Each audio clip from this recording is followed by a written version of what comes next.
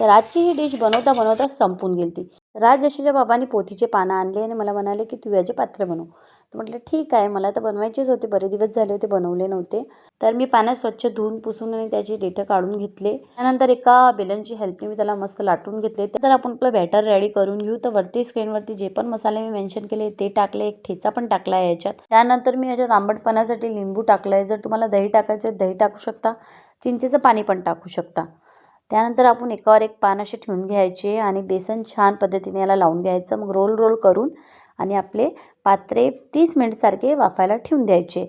आणि मग नंतर आपल्याला त्याच्यात छोटे छोटे छोटे छोटे गोल गोल असे कट करून घ्यायचे. आता त्याला मी फ्राय केले होते, फ्राय केलेले खूप क्रिस्पी झाले होते. पण आपल्याला एक हेल्दी व्हर्जन पाहिजे नसेल तर मी एक तडका पण लावला होता. तुम्ही ह्या पद्धतीने पण ट्राय करून पहा, हे पण खूप टेस्टी लागतात. रेडी आहे आपली आलू वडी किंवा पात्री. आता तुमच्या स्टेटमध्ये याला काय म्हणतात मला कॉमेंटमध्ये सांगायला विसरू नका.